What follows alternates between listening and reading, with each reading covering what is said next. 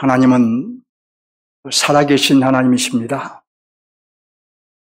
우리를 오늘 또 예배자로 부르시고 또 세워주셔서 우리의 예배를 받기를 기뻐하시는 하나님이십니다. 우리가 오늘 이 하나님 앞에서 하나님을 예배할 수 있는 것은 저와 여러분에게 주어진 특권입니다. 우리가 형식적인 예배자가 되지 말고 또 하나님 앞에 진실하게 예배드리는 그런 예배자가 되기를 원합니다. 우리는 구별된 그리스도인으로서 불신자와 함께 멍에를 매면 아니 된다라고 지난주에 말씀을 받았습니다. 만일 불신자와 함께 멍에를 매면 그 불신자와 함께 섞이고 참여하면 그건 하나님을 배도하는 것입니다. 왜냐하면 불신자와 섞이지 말라는 말씀은 가능하면 섞이지 말라는 말씀이 아니라 절대로 섞이면 안 된다라는 말씀이기 때문입니다. 우리 잠시 구약으로 돌아가 볼까요? 하나님은 가나안 땅에 들어가는 이스라엘 백성들에게 가나안의 모든 족속들을 멸절하라고 명하셨습니다. 왜 그런 명령을 하셨을까요? 왜 그렇게 잔인한 명령을 하셨을까요? 바로 자기 백성 이스라엘이 육체적, 정신적, 영적으로 섞이지 않아야 했기 때문입니다. 그들과 섞이면 하나님의 백성으로 살 수 없기 때문입니다. 그들의 반신적인 문화와 우상 숭배에 참여하면 꼭 그것은 하나님을 배도하는 것이기 때문입니다. 안타깝게도 이스라엘 백성은 가나안인들과 섞여 배도의 길을 갔습니다. 우리는 그런 이스라엘 백성을 보고 깨달아야 합니다. 절대로 섞이면 안 된다라는 것을 깨달아야 합니다. 우리는 이스라엘 백성과는 또 달리 그리스도의 피로 성별된 하나님의 백성이기 때문입니다. 우리가 기억해야 할 것은 우리에게 주신 말씀 중 바람처럼 지나가 버리거나 또 연기처럼 사라져 버리는 말씀은 없다는 것입니다. 항상 우리 마음에 남아 있어야 하는 것입니다. 따라서 우리는 섞이지 말라는 말씀을 기억하고 하나님의 성별된 백성으로 살아가야 할 것입니다. 지난주 말씀을 통해서 이런 다짐을 했을 것이라고 생각을 합니다. 이제 본론으로 들어갑니다. 사도 바울의 서신서는 전반부와 후반부로 구분되어 있습니다. 전반부에서는 복음과 그 진리적인 면을 말하고 후반부에서는 그에 근거한 삶을 말합니다. 이 고린도 후서는 7장까지가 전반부이고 또 7장은 이 전반부의 결론입니다. 그러니까 1장부터 7장까지가 전반부인데 7장은 이 전반부의 결론이라는 얘기죠. 그러면 7장은 어떤 내용으로 구성되었을까요? 7장 1절로 4절에서는 마음으로 사도 자신을 영접하라고 말합니다. 사도는 먼저 5장에서 하나님과 화목하라고 권면한 이후에 또 6장에서는 너희도 마음을 넓히라는 이 사도 자신에 대한 마음을 열라고 권면을 했음에도 또 7장에서 다시 한번 마음으로 우리를 영접하라고 자신과의 화해를 촉구한 것입니다. 아직 마음으로 화해하지 못한 이들이 있다면, 아직 마음을 활짝 열지 못한 이들이 있다면, 무엇보다도 하나님과 정말로 화해를 했다면 이제 사도 자신과도 화해할 것을 촉구한 것입니다. 우리는 위로는 하나님과 화목을 해야 하고 정말로 우리가 하나님과 화목을 했다면 아래로는 가족이나 또 지체들이나 이웃과도 화목을 해야 하는 것입니다. 우리가 이웃과의 또 지체들과 또 가족에서 화목하고 사는 것은 우리가 하나님과 화목했다는 하나의 증거일 수 있습니다. 왜 사도는 그들에게 당당하게 화해를 촉구했을까요? 사도는 2절에서 고린도인들 중 누구에게도 불의를 행하지 않았고 또 누구에게도 해롭게 하지 않았고 누구에게도 속여 빼앗는 일이 없었기 때문이라고 말합니다. 사도는 아비의 심정으로 한결같이 사랑했을 뿐 어떤 해도 끼친 적이 없었기 때문에 당당하게 화해를 촉구할 수 있었던 것입니다. 사도는 고린도인들과의 관계가 회복되는 것을 넘어서, 그 이상을 넘어서 함께 죽고 함께 사는 관계가 되기를 원했습니다. 3절 하반절에서 그렇게 말합니다. 우리가 너희 마음에 있어 함께 죽고 함께 살게 하고자 함이라. 주님과 함께 죽고 함께 산 것처럼 고린도인들과 함께 죽고 함께 사는 관계가 되기를 원했던 것입니다. 그러니까 생명적 연합을 실질적으로 이룬 관계가 되기를 원했던 것입니다. 나에게도 그런 지체가 있나요? 나와 함께 죽고 또 함께 살 수 있는 형제자매가 있나요? 사도는 본문에 들어가기 전 4절 하반절에서 내가 우리의 모든 환난 가운데서도 위로가 가득하고 기쁨이 넘치는도다라고 말합니다. 사도는 무엇으로 인해 위로가 가득했고 또 기쁨이 넘쳤을까요? 본문 5절을 봅니다. 5절을 보면 우리가 마게도냐에 이르렀을 때에도 라고 하죠. 이때만 해도 사도의 마음에는 아주 근심이 가득했고 기쁨이 한 개도 없었습니다. 이때는 고린도인들과 관계가 꼬일 대로 꼬여서 마음이 크게 불편했기 때문입니다. 사도는 이 꼬인 관계를 풀어내고자 이전 편지라고 하는 첫 번째 편지를 보냈고 두 번째 편지인 고린도전서를 보냈고 또 그래도 풀리지 않자 이제 세 번째 편지로 눈물로써 내려간 눈물의 편지를 디도편에 보내고 소식이 오기를 기다리다가 지쳐서 한시라도 빨리 디도를 만나고자 마게도냐로 갔던 것입니다. 여러분, 사도의 애타는 심정을 느낄 수 있기를 바랍니다. 오로지 교회를 세우고자 하는 이 거룩한 열심을 볼 수 있기 바랍니다. 그런데 5절 하반절을 보면 사도가 마게도냐에 이르렀을 때에 어떠했다고 한가요? 우리 육체가 어떠하지 못하였고 편하지 못하였고 사방으로 무엇을 당했다고 한가요? 환난을 당하여 밖으로는 다툼이요 안으로는 두려움이었노라고 하죠. 여기 밖으로부터의 다툼은 불신자들로부터 온 다툼이었을 것이고 안으로부터 두려움은 고린도인들을 향한 염려를 의미했을 것입니다. 사도의 마음에는 항상 주님의 교회를 위한 염려가 있었습니다. 늘 주님의 교회에 대한 염려가 그의 마음을 떠나지 않았습니다. 11장 28절을 보면 그래서 늘 교회가 염려되어서 마음이 눌렸다라고 말을 합니다. 사도가 고린도 교회를 생각할 때마다 마음에 가득한 근심은 우리가 상상하는 것보다 훨씬 더 컸을 것입니다.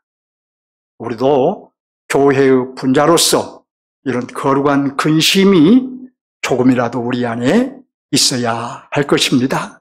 우리가 바로 교회요, 우리 각자가 교회의 분자이기 때문이고 이 교회는 바로 주님의 교회이기 때문입니다. 하나님은 그런 사도를 위로하시고 기쁨을 주셨습니다. 이제 본문 6절을 봅니다. 하나님은 어떤 분이라고 한가요? 낙심한 자들을 위로하시는 하나님이라고 하죠. 자, 이어서 누가 오므로 위로하셨다고 한가요? 디도가 오므로 우리를 위로하셨으니 라고 하죠. 이어서 7절을 볼까요? 그가 온 것뿐만 아니라 하고 우리에게 보고함으로 나를 더욱 기쁘게 하였다라고 하죠. 여러분, 무슨 말씀일까요? 사도가 불신자들의 시비로 인한 고통과 고린도인들로 인한 염려가 가득한 가운데 오매불망 기다리던 디도가 마게도냐에 도착을 했습니다. 사도는 마게도냐로 건너가고 디도는 마게도냐에 도착을 했어요. 그것도 좋은 소식을 가지고 도착한 것입니다. 사도가 간절히 기도하며 기대했던 소식을 가지고 도착한 것입니다. 무슨 좋은 소식을 가지고 왔을까요? 고린도 교회가 사도의 눈물로 쓴 그 눈물의 편지를 읽고 사도에 대한 오해를 다 풀고 무리를 일으킨 자들을 치리했다는 소식을 가지고 온 것입니다. 고린도 교회의 주류 성도들이, 그러니까 앞서 있는 성도들이 다 회개했다는 소식을 가지고 온 것입니다. 사도의 마음이 얼마나 위로가 되었을지 짐작이 가시나요? 네. 얼마나 마음이 놓였을지 느껴지시나요? 얼마나 기쁨이 컸을지 여러분 상상이 되신가요? 아마 사도는 하늘을 바라보며 하나님께 감사의 기도를 올렸을 것입니다. 기도를 떼안고 기뻐하며 울었을 것입니다. 흐르는 눈물을 지체할 수 없었을 것입니다.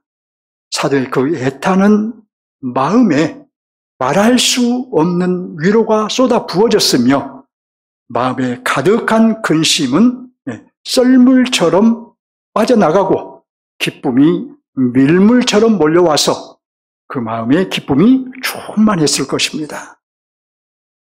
위로가 가득하고 기쁨이 충만한 사도는 말합니다. 본문 8절을 보면 그러므로 내가 편지로 너희를 근심하게 한 것을 후회하였으나 지금은 후회하지 아니함은이라고 합니다. 눈물의 편지를 보낸 것을 후회하였으나 지금은 후회하지 않는다고 말한 것입니다.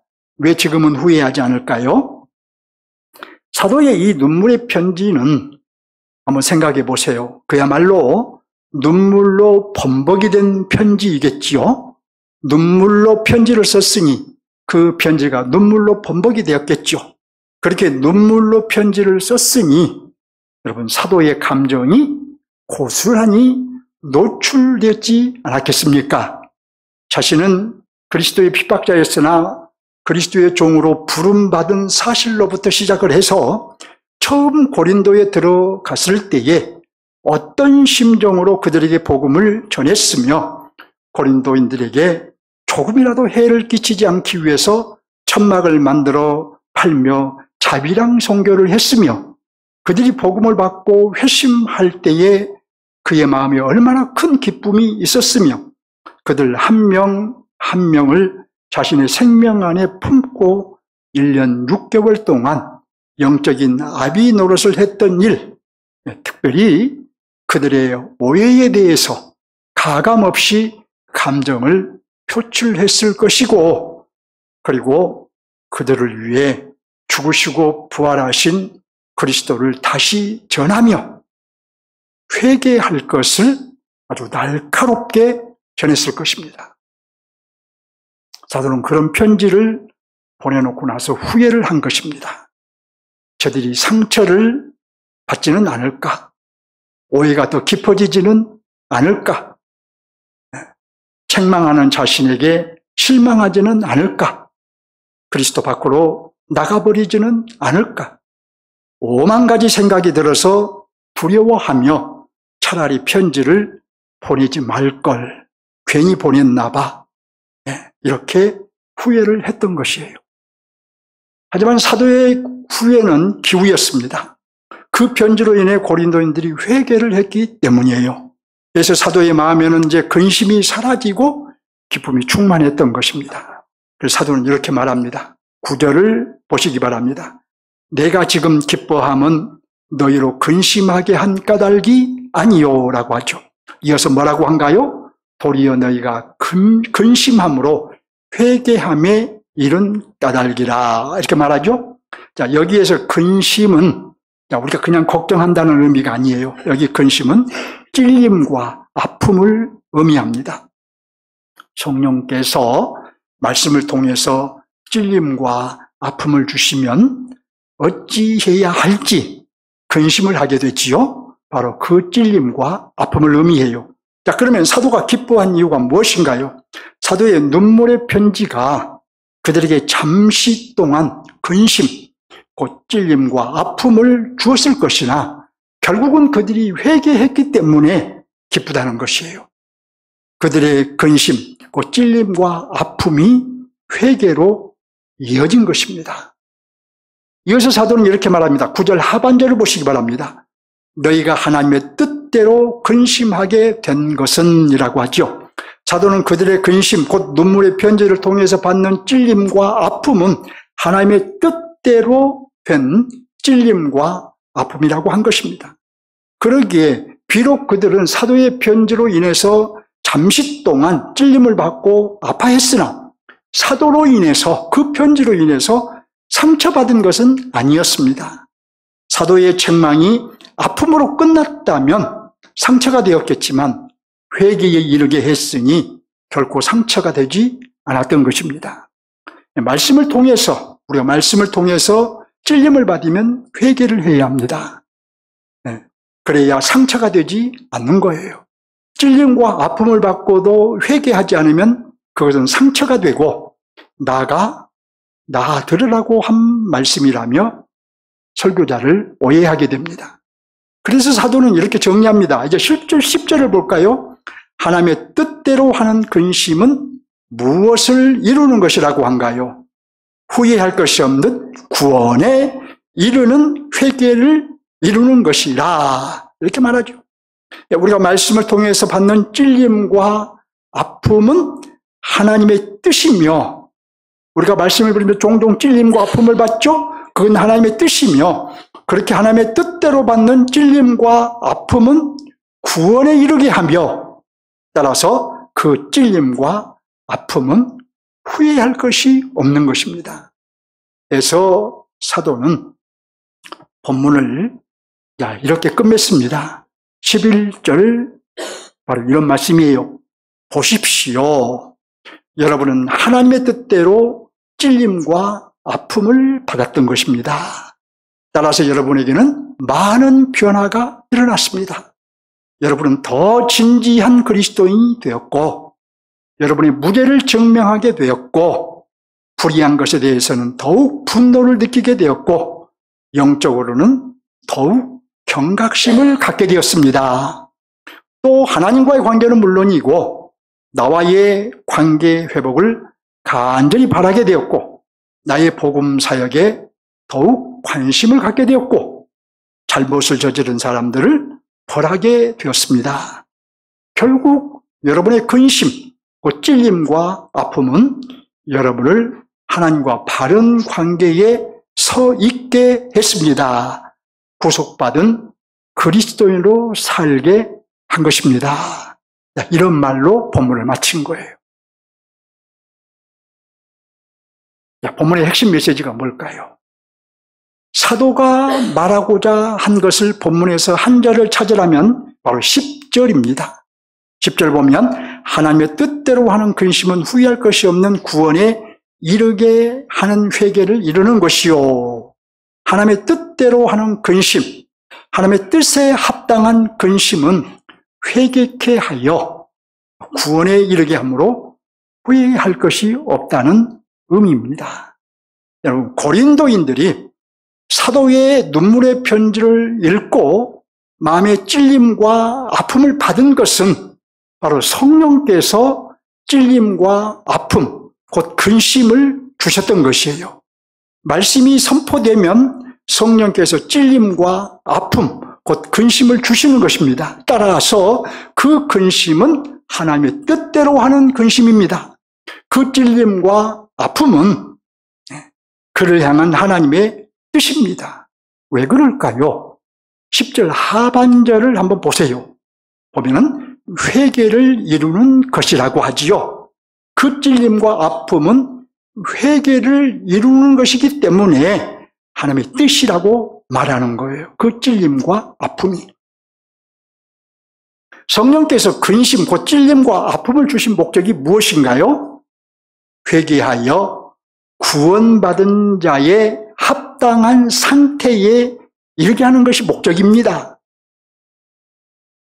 이는 하나님과 바른 관계에 서 있지 못한 나를 돌이켜서 하나님과 바른 관계에 서 있게 하려는 것이 목적인 것이에요. 그런즉 사도가 저와 여러분에게 주는 메시지는 무엇일까요? 말씀이 주시는 근심은 나를 구원받은 자의 합당한 상태에 이르게 하므로 그 성령께서 주시는 찔림과 아픔은 나를 하나님과 바른 관계에 서 있게 함으로 말씀을 전하는 자나 받는 자는 부작용을 후회할 필요가 없다는 거예요. 부작용이 일어나지 않을까 후회할 필요가 없다는 것입니다. 그러니까 이런 의미라고 말할 수 있지요.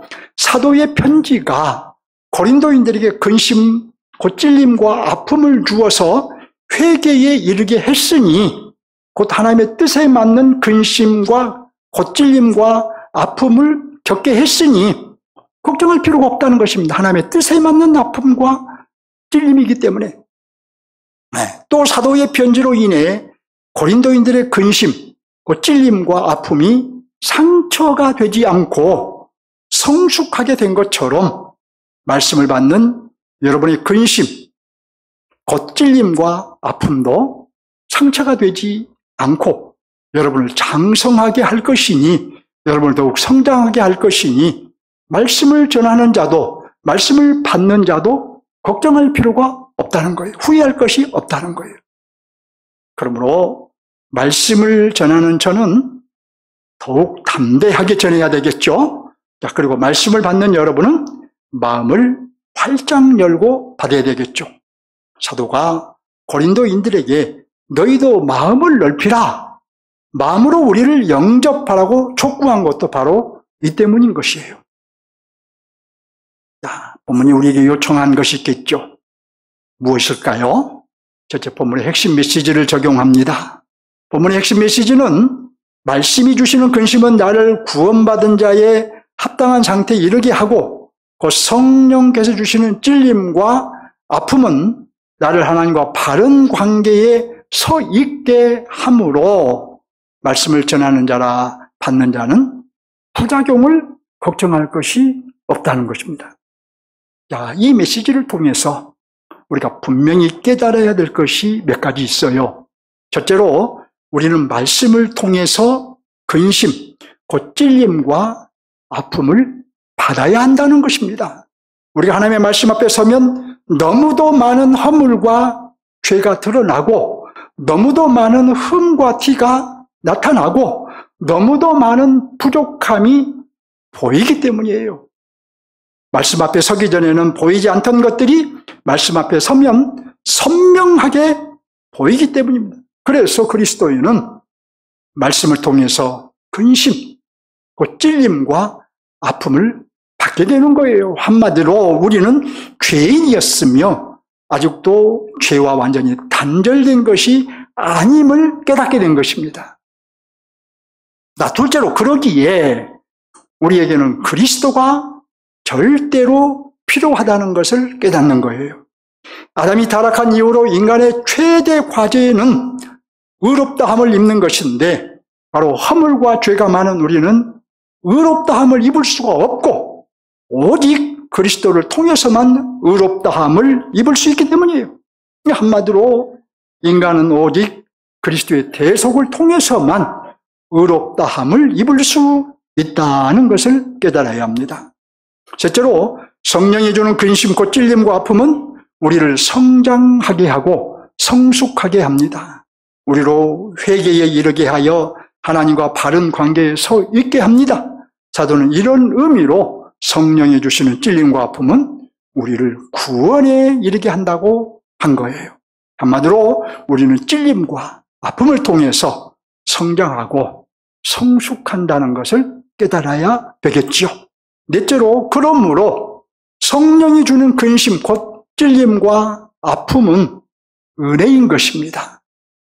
한국의 많은 성도들이 은혜는 곧 감덕이라고 생각하나 또 내 문제에 어떤 답을 얻는 것이 은혜라고 생각을 하나 찔림과 아픔은 은혜라고 생각을 하지 않습니다.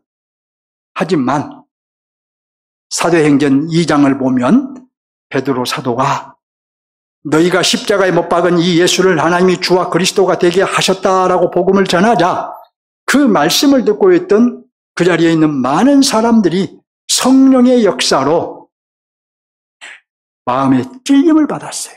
마음에 찔려. 그 다음에 형제들아 우리가 어찌할꼬 하며 베드로에게 물었어요. 마음에 찔리니까 그렇다면 우리가 어떻게 하면 좋겠느냐라고 물은 거예요. 한마디로 말씀을 통해서 성령이 주시는 근심, 곧 찔림과 아픔이야말로 은혜라는 것을 깨달아야 되겠죠. 여러분, 제가 담대히 말씀을 전하도록 기도하시기 바랍니다. 또 여러분은 제가 어떤 메시지를 전하든 상처를 입지 않고 그 근심, 곧 찔림과 아픔으로 인해 성숙하고 성장하시기 바랍니다. 이를 위해서는 어떻게 했습니까? 먼저 생각을 바꿔야 돼요.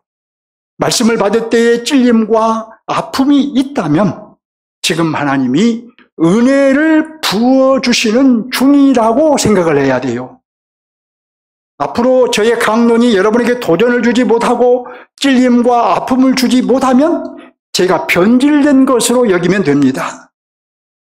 여러분, 우리는 그리스도가 있기에 의인인 것이지 그리스도가 없으면 죄인일 뿐이에요.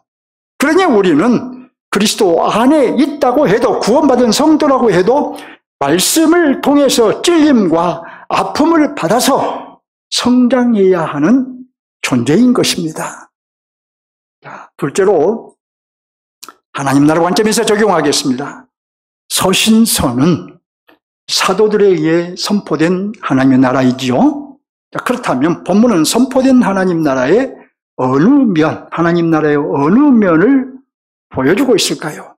근심, 그러니까 찔림과 아픔은 성령께서 주신다고 했죠. 자, 이런 면에서 성령의 역사로 행진하는 나라인 것을 보여줍니다.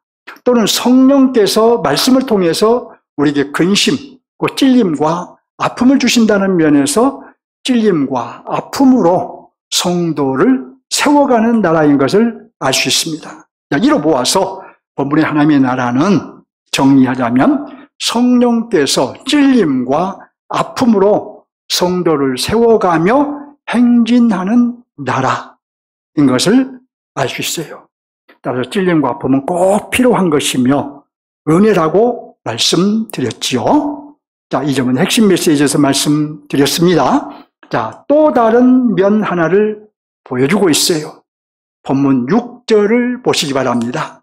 그러나 낙심이 가득한 자들을 위로하시는 하나님이 기도가 오므로 우리를 위로하셨으니 라고 하지요. 자, 이 말씀으로 보아 본문의 하나님의 나라는 낙심한 자가 위로받는 나라인 것을 알 수 있어요. 낙심한 자가 위로한 나라, 위로받는 나라. 자, 그리고 이 하나님의 위로는 우리를 회복시키시고 우리의 관계를 회복시키시고 또 치료하는 능력이 있는 것입니다. 물론 오늘 본문에서는 복음 때문에 낙심한 바울에게 위로를 주셨어요. 교회가 해를 입을까 낙심한 바울에게 위로를 주셨어요. 성도가 상처를 입을까 낙심하는 바울에게 위로를 주셨습니다.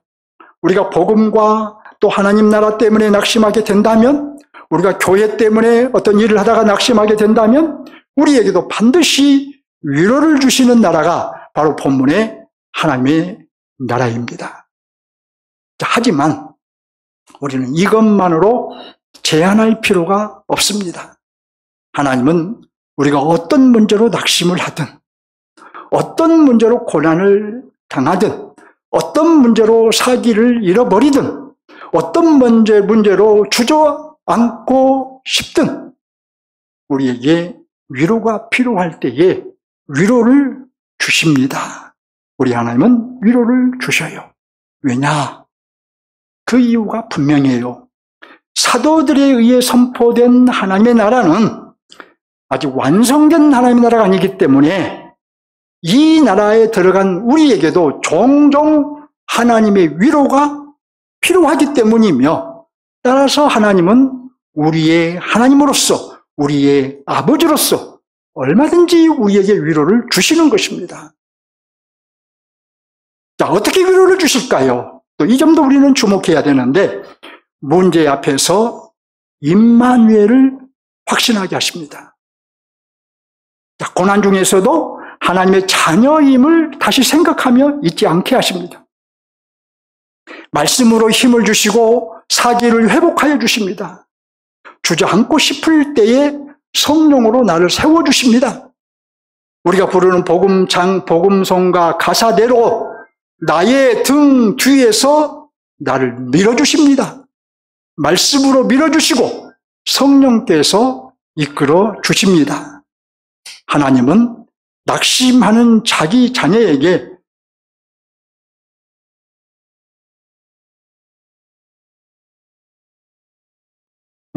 하나님의 위로를 기대하시기 바랍니다. 낙심을 바라보지 말고 그 사건을 바라보지 말고 누가복음 18장을 보면 우리 주님은 항상 기도하고 낭망치 말아야 할 것을 비유로 가르치셨습니다.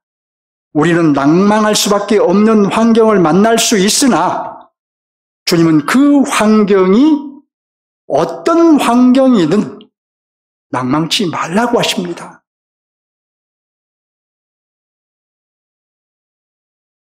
낭망치 말라고 하신 것입니다.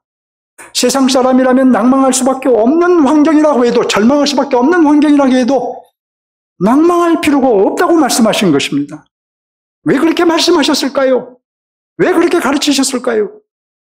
하나님 아버지가 계시기 때문이에요. 하나님 아버지께 나아가 호소할 수 있는 우리의 중보자 그리스도가 계시기 때문이에요. 저도 30년 목회를 돌아보면 낭망할 때가 많았습니다. 낙심될 때가 많았습니다. 도망치고 싶을 때도 있었습니다. 숨을 쉴 수 없을 때도 있었습니다. 정말이지 주저앉고 싶을 때도 있었습니다. 그래서 포기하고 싶을 때도 있었습니다. 하지만 그럴 때는 결국 하나님을 찾았습니다. 하나님을 안히 찾을 수 없었습니다. 하나님은 그런 저에게 위로를 주곤 하셨습니다. 마음의 안정과 또 평안을 주시곤 했어요. 이런 낭만과 위로는 문제만 다를 뿐이지 지금도 진행형입니다. 자, 오늘 말씀을 제가 준비하면서 그렇구나. 하나님은 위로의 하나님이시구나. 주저앉고 싶은 나를 찾아와 말씀으로 위로해 주시는구나. 하나님의 위로 나를 살려주시는구나. 자, 이렇게 위로의 하나님을 만났습니다. 여러분도 위로가 필요할 때에 위로를 주실 줄 믿으시기 바랍니다. 여러분, 말씀을 가까이 하면 위로의 하나님을 만날 수 있습니다. 기도하면 위로의 하나님을 만날 수 있습니다. 조용히 갈망하는 마음으로 기도하면 위로의 하나님을 만날 수 있습니다.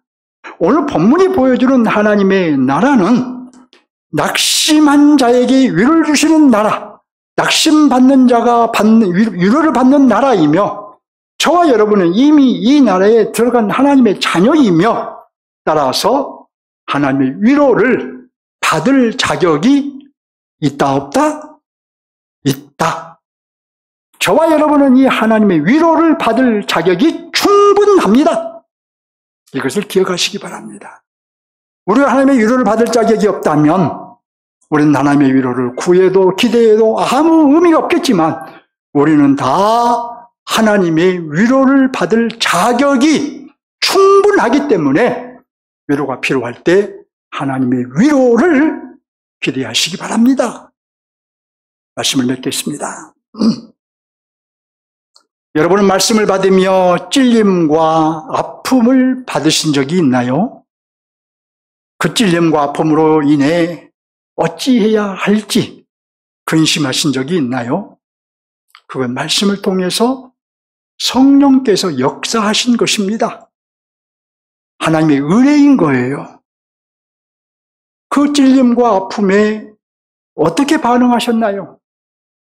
회개할 것은 회개하고 감사할 것은 감사하고 그래서 고칠 것은 고치셨나요? 앞으로도 감정이 터치되는 것만 바라지 마시고 성령께서 근심, 곧 찔림과 아픔을 주시기를 구하시기 바랍니다. 말씀을 통해서 성령께서 주시는 근심, 곧 찔림과 아픔이야말로 은혜인 것입니다.